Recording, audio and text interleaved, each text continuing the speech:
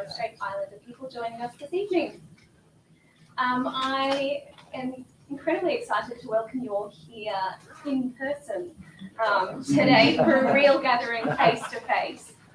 What a privilege it is to be able to gather again.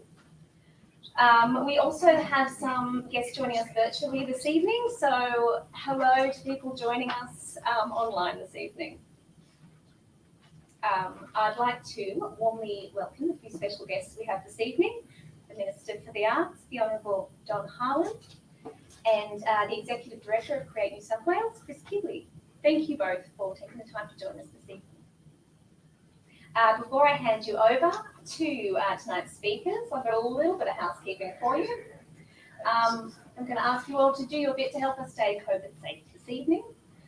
You should have checked in via the QR code when you entered. If you haven't, if you could do so at the earliest opportunity. We have hand sanitizer scattered throughout the building as well, at the kitchen, at the entrance, and there are hand basins in the bathrooms, which are just opposite the kitchen there. You all have your own individual box of nibbles. If you haven't grabbed it, you're welcome to grab one from the kitchen, but please don't share them. This is the one situation where sharing isn't caring. That's the housekeeping done. So let's kick off the official proceedings. It's my absolute pleasure to introduce you all to the Chair of the Board of Critical Stages Touring, Mark Thomas.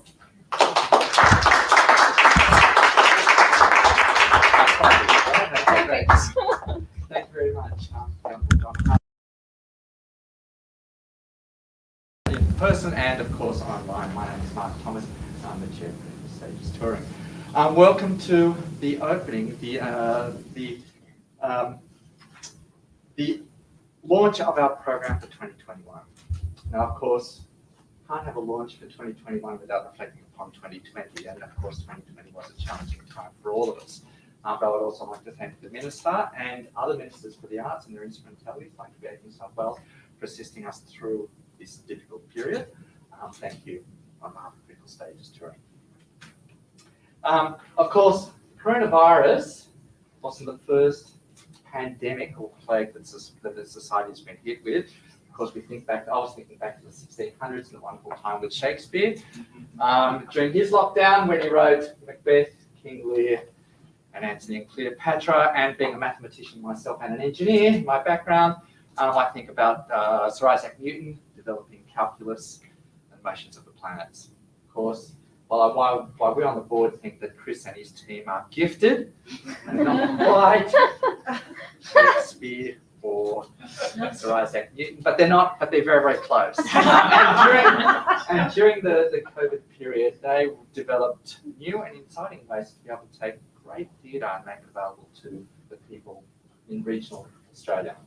And so for that, we do thank you for that. And the most memorable instance of that for me was what we call Come to Where I Am. And that is, it's a homemade digital art form where authors are creating a piece of work and they're taping it and then making it available to a wider audience. And I was in the tent in the middle of the snowy mountains, and I recall watching Ross Mueller's version where he was talking about Geelong, his love for the city of Geelong through the eyes of a football team. It was just a wonderful experience. It was really delightful on the cold wintry night.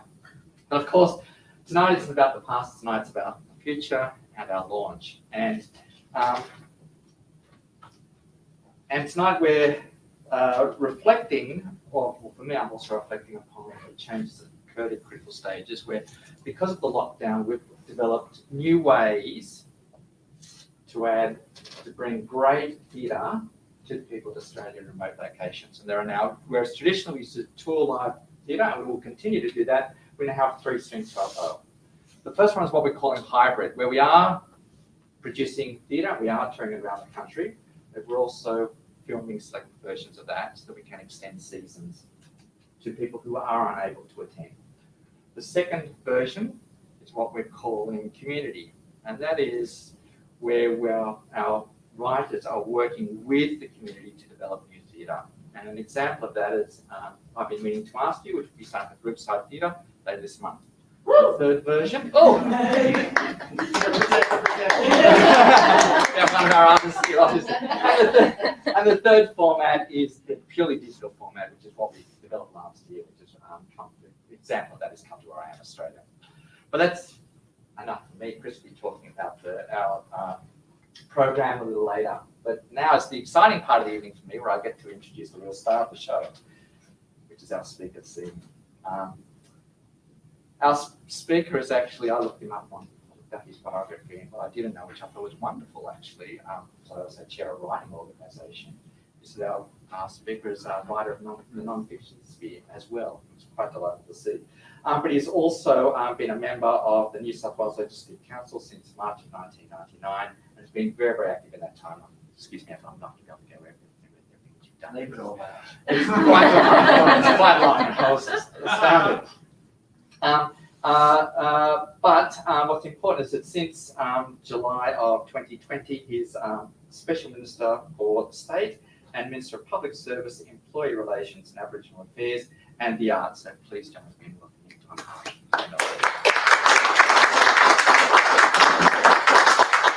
Well, hello everyone, and it's a pleasure to be here in this Create New South Wales building, but which we all know is on what was, is, and always will be Gadigal land. And I want to pay my respects to those elders past, present, and those who will do so in the future for the way they've kept kept alive their culture, one of the planet's oldest cultures, 60,000 years plus, and for the way also that they've taken on custodianship of country and cared for country. So, Mark, thanks for talking about 2020. I don't want to talk too much about 2020 because, of course, I've been Arts Minister a lot longer than July 2020, minus 3 years. 3 months, I should say. But anyway, we won't talk about those 3 months at all. But suffice it to say, I won't look back on 2020 with undiluted pleasure. That's all good. I am impressed the way, frankly, that the whole arts sector tried to pivot in 2020. It was amazing to watch, and it just shows that you can't keep that creative spirit down.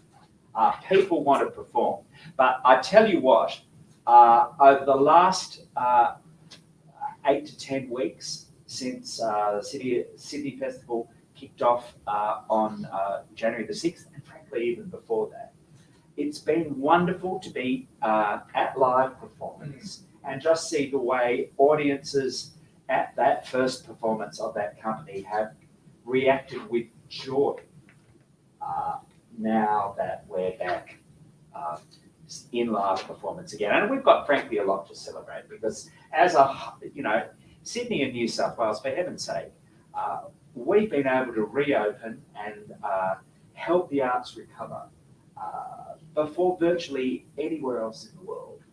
We held a successful festival, and look, there are just so many metrics I'd bore you, but because I'm here to talk about critical stages and all the good things you're doing. But it's part of the story because we're launching tonight a program of 8 fantastic productions, which are visiting 65 locations around New South Wales, and which is going to provide employment for 50 people. 50 people. And, the return of live performance, that's been what it's all about. Audiences reacting with joy, artists, musicians, performers with work, and that's just so important. Just so important. And I do want to just note that, in fact, one of our very important recovery programs at Create New South Wales, our regional touring indemnification scheme, is what is making touring possible again. And I'm sure, Chris, you'd be the first to concede that, just in case something did go wrong, even though we're almost up to day 50, I think it is, since we've had a community transmission, which we're also thrilled about. So hopefully we won't have to draw upon that scheme, but it's there in case you need it. So it's all good. All good. So congratulations. It looks like a really good program. And critical stages, which has always been such an important part of our touring ecology, is not letting us down. I have lived for most of the last 20 years, except for my first 2 or so as Arts Minister in country New South Wales. People have just assumed, because I do engage a lot with the sector, and people have assumed that that's what I've always done. Well, in fact, where I lived at Vincentia, and the big local town was Nowra, we rarely, if ever, saw any performances come down to see us. There's very little regional touring. It was only in the latter stages of that period that we got a very good facility built by council, now calling itself the Shoalhaven Entertainment Centre, and really good, by the way, really good venue. But, when I became minister, I'd never seen the Sydney Dance Company perform. I'd never seen the Australian Chamber Orchestra perform. I'd never seen the Belvoir Theatre. It was all new to me. And that's why regional touring matters so much to me. Right? And that's why, since I became minister, I've increased the amount of money going to regional touring by 50%.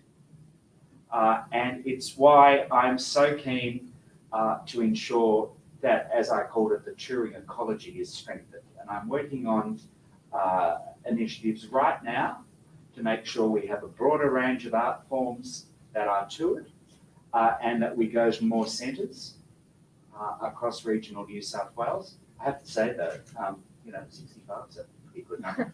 But I assume that's all of Australia, not just New South Wales. So there you go. I hope we're getting at least a third, because we are a third of Australia's population, and we are proud to be multi-year funding. So anyway, there it is. Touring, very important. It's got to happen. Got to have more of it. And if I can ever manage to squeeze a bit more out of the state budget lemon for the arts, I can assure you regional touring will be right near the top of my priorities. So keep up all your good work, and good luck, and I hope it's a great success this season.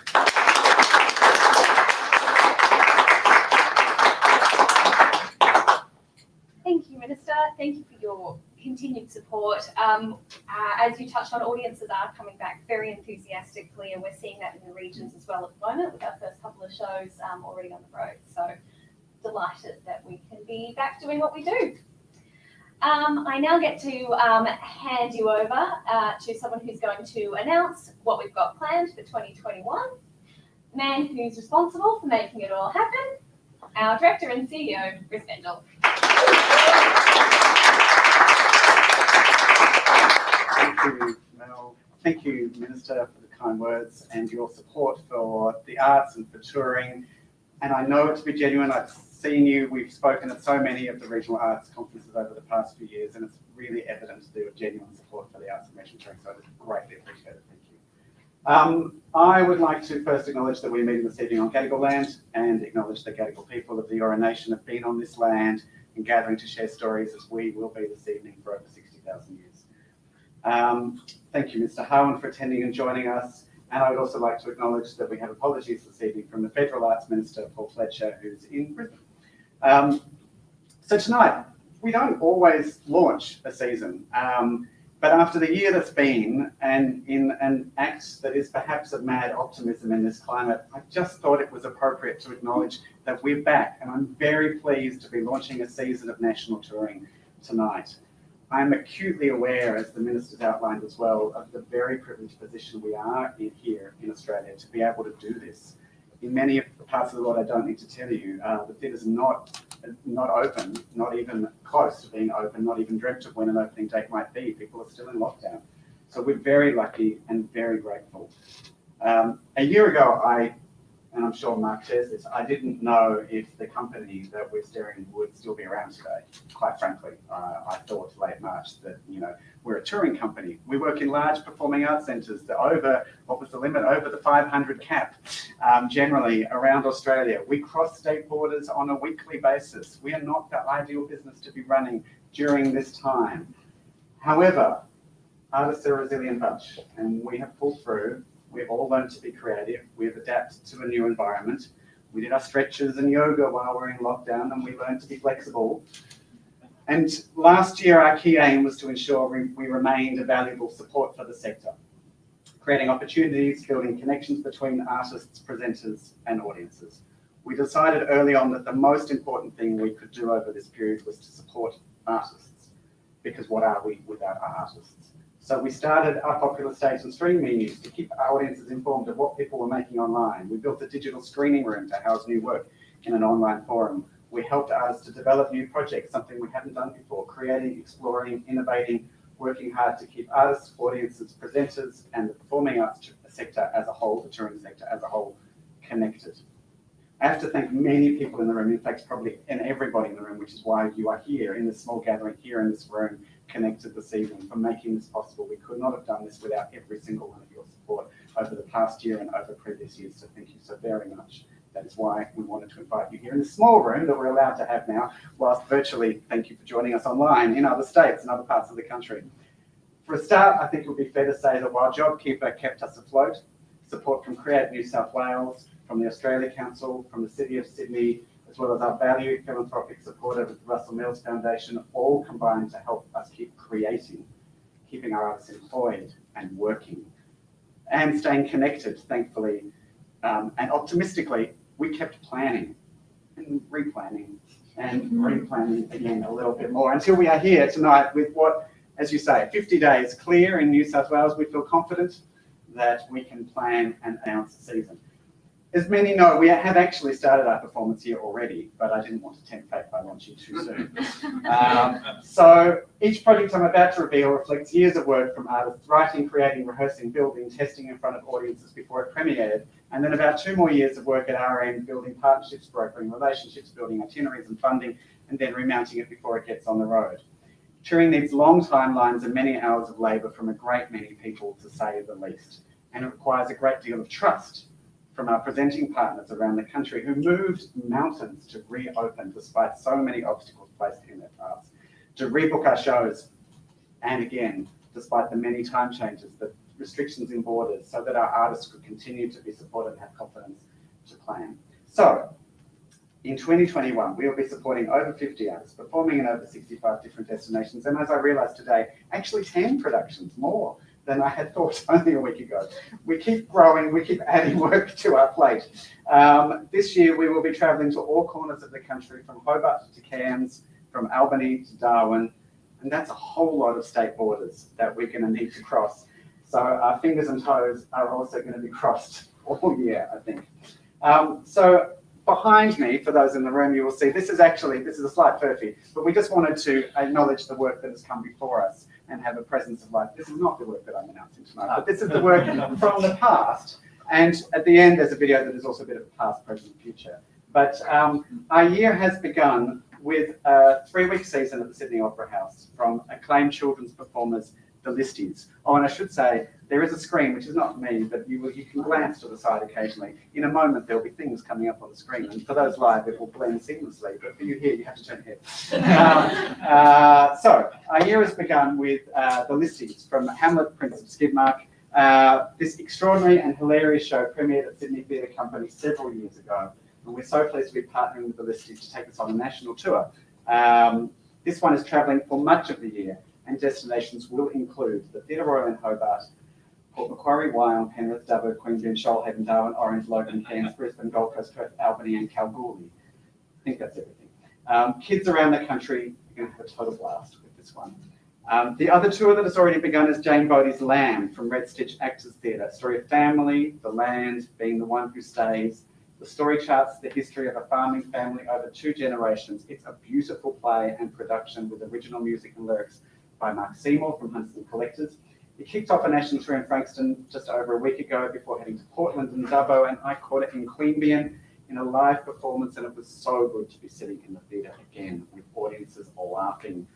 Then next week, what is shaping up to be our biggest event of the year, I'd be meaning to ask you, produced in partnership with Australian Theatre for Young People, comes to the Riverside Theatre in Parramatta. We think focusing on the local will be vital to our recovery in the arts. There's a growing trend to not just consume, but engage. And we want to engage audiences and communities actively and leave a deeper legacy beyond our tours. So this work, created by Brisbane's The Good Room, who are here in the back row, Dan Evans and Amy Ingram, is part of a new way that we want to be looking at work more often. We're touring the model for the show, but not the original show.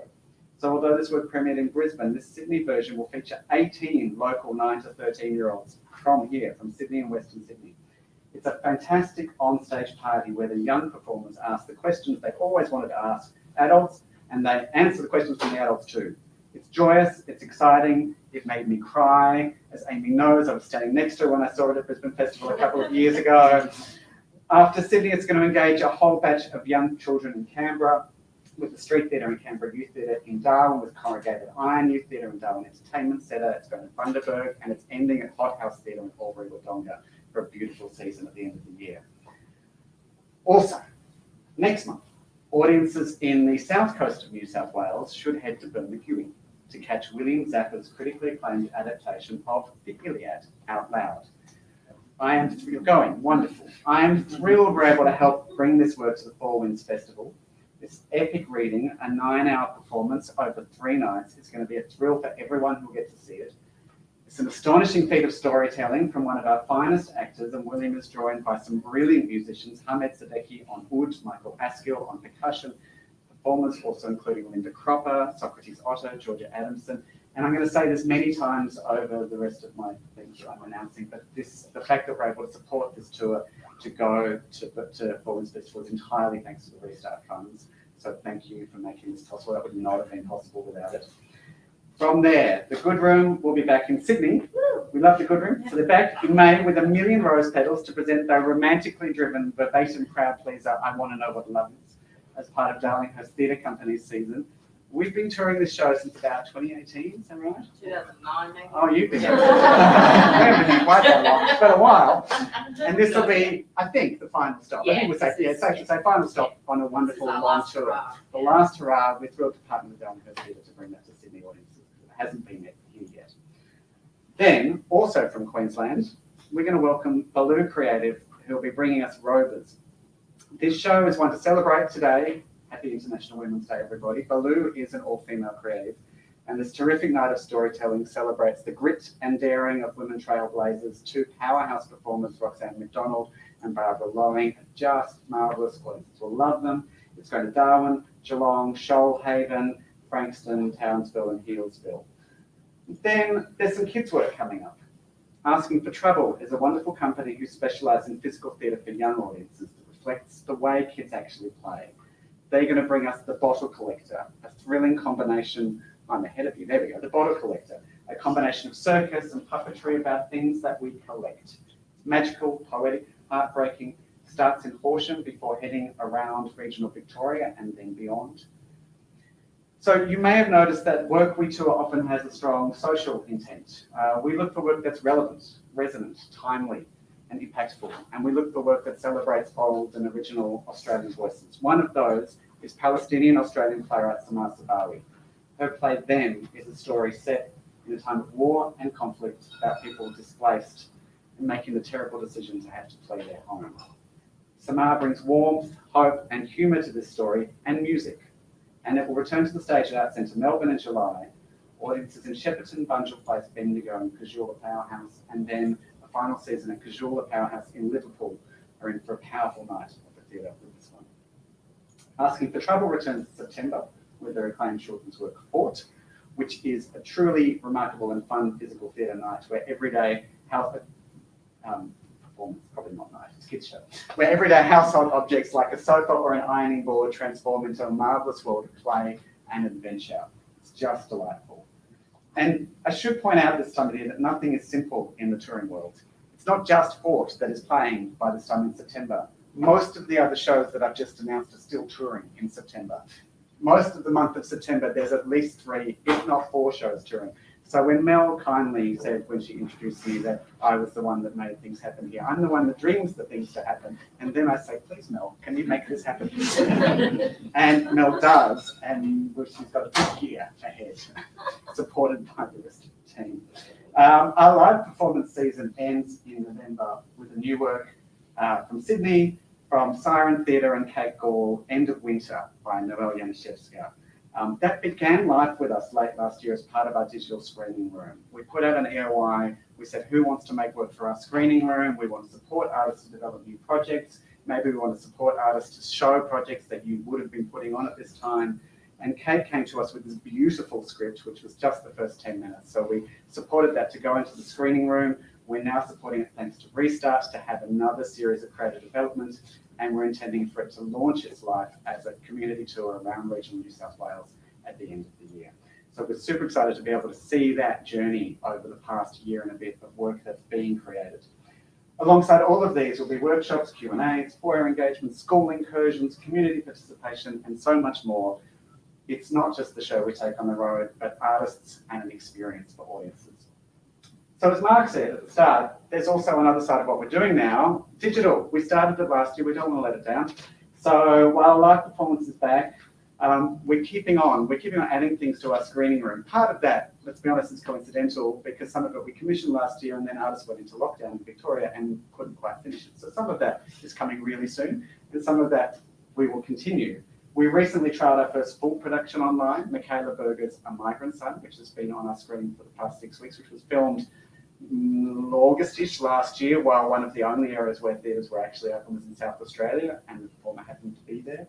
So we managed to get a performance up with the assistance of Country Arts SA, and that's been screening. But coming up over the next few months, you'll see new work from Rogue Projects in Sydney in collaboration with Australian Theatre Live and KXT Theatre, Real-Time Media and Playwright Ross Mueller, Birthday Cake, Red Stitch Actors Theatre Playlists, webisodes from Baloo, and we are currently planning a return of our critically acclaimed Come to Where I Am series, they might refer to, in partnership with the UK's Haynes Player Touring Theatre Company. So you may have noticed something new for Critical Stages Touring, aside from the digital work, is that we're engaging in creating more than we previously have been able. That is in many ways courtesy of last year's pivot, as they say. Normally we see what people are making and I pick the best of that and encourage that to travel. But last year, as you all know, there wasn't actually much on our stages for much of the year. So we took the opportunity to help things develop. End of Winter is one. Alphabetical Sydney, a new musical from Hilary Bell and Greta Gertler-Gold, an extension of their children's book, is another that I'm very excited about that is also going back into development. Black Sun, Blood Moon, a new magic realist project for multi-generational audiences, is also in development. And courtesy of Restart again, I'm excited to announce the launch of our new regional residency program, which has been something I've wanted to do, I've lost count. I think this is my 7th year in the role. Right? So it has been on my plans for 7 years now to be able to fund a regional residency program where we not only engage while we're on tour, but we send artists to a community beforehand to make the work so that they can make it in the regions that they're going to perform in later. So it's such a thrill. As soon as Sue said, guess what, there's some Restart money coming, I was like, regional residencies, they're on. So we put an EOI out late last year. We were absolutely bowled over with the high quality of the applications, the number of applications that came our way. We planned to support 2, we supported 4 because we couldn't help ourselves. So the last thing that I want to announce is these 4 residency programs that we're really excited about. The first one, The Lighthouse at the End of the World, from Matriarch Theatre, director Scott Parker. On a small island overlooking the edge of the known world sits a lighthouse. I'm quoting from Scott now. It has been kept by the same old lighthouse keeper since lighthouses first began. Her job to guide travellers away from certain danger and in a small way to help the world keep turning.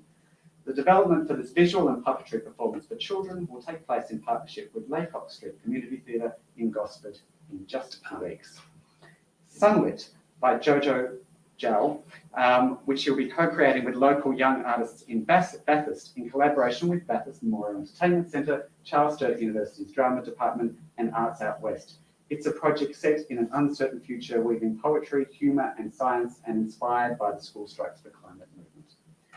Little Things Matter, written and performed by Deborah Kinahan, who we're thrilled to have join us this evening, and directed by Christine Davis, is a one-woman show which will present gallows humour stories from the lived experience of dwarfism of the lead performer, and is an extension of a short film of the same title currently available through Accessible Arts and the MCA. Deborah shared with us when she pitched the work this quote from Peter Dinklage, the famed actor, in a pitch to us: "Dwarves are still the butt of jokes. It's one of the last bastions of acceptable prejudice." And this performance piece looks to change that. And lastly, Phil Spencer and Julian Larnack have written a comedy called The Oyster. And thanks to Eastern Riverina Arts, they will be heading to the Athenaeum Theatre in June for development. And here's how Phil described the project to us. The heart of this play revolves around a small country town plagued by indecision and opportunistic politicking, when presented with whether to pave over a war memorial and put a petrol station in its place. A philosophical conundrum neatly wrapped in a farce, the play asks big questions about nationhood, political manipulation of history, and the cost of sacrifice. And it's a comedy, and there's songs. So we look forward to seeing how he manages to do that. So with the support of Create New South Wales and to Mr. Harlan with the Restart support, that has made these projects possible, and we'll look forward to updating all of you on how they develop over the coming months. Their support, along with the support of many of our generous donors, as I mentioned, the Russell Mills Foundation and in the past the SBW Foundation, have brought us to where we are today. What seemed like a very long and very risky project, returning to touring again. But as the Minister also announced, one of the great opportunities that came late last year, where we were still facing an uncertain future and still seeing a few lockdowns and challenges ahead, was how to give confidence to our presenting partners and confidence to our artists, and being able to get the contract signed so we could get things toured. And this regional touring indemnification scheme was just exactly what was needed, to be able to say, you know what, it's going to be fine. We will, I hope, never need to touch that money there, thank you, but we have backup plans to add to our various other backup plans. It's the one that needed to get those things signed. So that's given us the confidence. I also want to thank touring colleagues here in New South Wales and around the country who've been a brains trust and an immeasurable support in getting here, working together to write the COVID-safe touring guidelines for LPA, Live Performance Australia, to all the planning for returning to touring, and now embarking on developing a newly reimagined touring theatre that will be more sustainable. So huge thanks to Kath Connor from PAC Australia, who's done an incredible job at keeping the sector alive this past year. There's no way we would be here without that guidance over the past year, so thank you. Also to Antonio Seymour from Arts on Tour, who was caught in that horrible traffic across Sydney and had to turn back to Tommy. And Andrew Trelfall from CGP, who's been a bit of a Sydney brains trust as we've gotten things going and worked out how we're going to navigate the year ahead. After a year without a live audience, we couldn't be more excited about the year ahead, about our return to stages. Even without trying to operate during a global pandemic, this is without doubt the largest year and the most ambitious year we've actually ever tried to undertake. So doing it in this environment, even more exciting. So we're going to have to keep flexible. It's a partnership between artists, presenters, community, our supporters, our stakeholders. No one takes this all on alone. We're all a community that has managed to get us back to the stage now, as an industry, not just critical stages. Between us, I think we're building a bright future for live performance. So thanks to everyone here for your support, the government artists, the donors that have helped to get us here, to my board members. I'd especially like to thank my chair, Mark Thomas, for your indomitable spirit in steering us through this year and steering the board and directors. And thank you also to directors Claudia Rowe and Pearl Taylor back there. And my board members online who are in different parts of the country. And I would also like to acknowledge Peter Lowry and Dr. Carolyn Lowry from SBW Foundation, who've been firm supporters for so many of these projects actually here, a great many of them. Of course, we do hope you'll continue all to support us too. We're a small team that delivers a lot and seemingly more each year, so incredibly grateful for the assistance we receive. Last year, with time to think, we adapted and changed, and we believe have come back stronger than ever from a period of pause and reflection. We had to take apart what we do and re-examine, I think, pretty much everything. We don't plan to quite put it all back together in the same way. So thank you for being here at this launch this evening to start this new adventure and this new journey that we're embarking on. And to wrap, I'm going to leave you with a short video we've made celebrating some highlights of past, present, and future. Thank you all.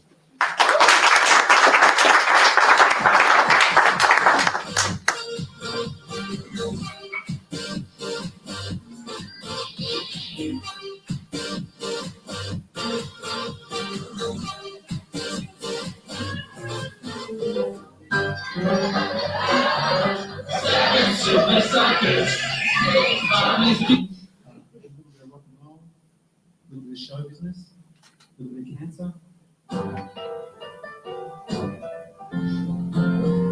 Feel the burn as the shot goes down. Stay moving under your skin. Happens on the band play. Never going in and out of style. But the guaranteed to win.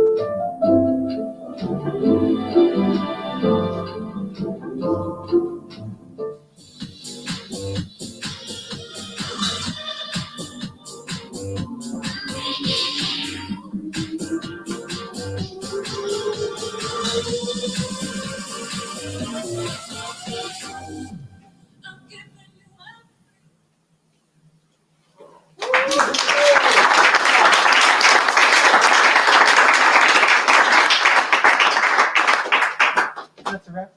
Thank you so much. Thanks for joining us here this evening. Please feel free to join us out in the bar, in our makeshift bar here at the Arts Exchange. It's lovely to have had you here this evening. Thank you very much for those of you who joined us online. See you in the theatre.